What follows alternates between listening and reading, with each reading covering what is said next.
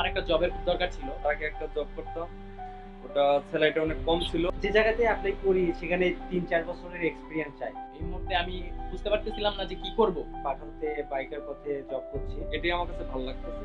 ধন্যবাদ পাঠান। ঢাকা স্বপ্নের শহর, যেখানে হাজারো মানুষ ছুটে চলে তাদের ভাগ্য করার স্বপ্ন নিয়ে। কিন্তু স্বপ্ন পূরণ কি এতই সহজ? আমি মোহাম্মদ আলাজিব চৌধুরী। আমি পাঠানতে বাইকের পথে জব করছি এবং বাইকের পথে জব করার পাশাপাশি আমি আর্কিটেকচারে বিএসসি করছি প্যারিসে। তো আমি পাঠানে জব করার আগে আমি অনেক চাকরিতে অ্যাপ্লাই করেছি, বাট যে জায়গাতে অ্যাপ্লাই করি সেখানে ৩-৪ বছরের এক্সপিরিয়েন্স চাই। তো সেক্ষেত্রে এক্সপিরিয়েন্স তো আমার ছিল না, সেক্ষেত্রে আমার জব ছিল না। আমি মেহেদি হাসান আরিফ, আমি পাঠাওতে বাইকার পদে আছি।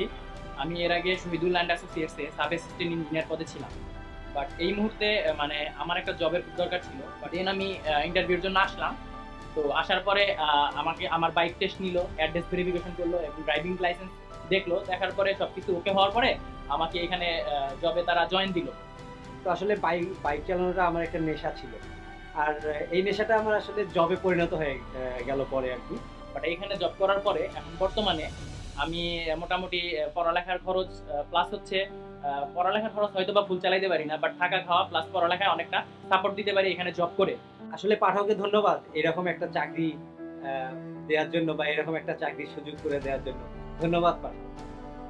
আপনারা যারা বাইক চালাতে পছন্দ করেন এবং সাথে কিছু ইনকাম করতে চান, আমি মনে করি পাঠাও সবচেয়ে ভালো উপায়। এখান থেকে আপনারা উপার্জন করতে পারবেন এবং কি জাস্ট ফ্যামিলির কিছু সাপোর্ট দিতে পারবেন। একটি সুযোগই বদলে দিতে পারে জীবন। সুন্দর জীবনের হাজারো সুযোগ ছড়িয়ে আছে আমাদেরই আশেপাশে, আমাদেরই অপেক্ষায়। এরকম অগণিত জীবন সুন্দর করার প্রত্যয় সাথে আছে পাঠাও।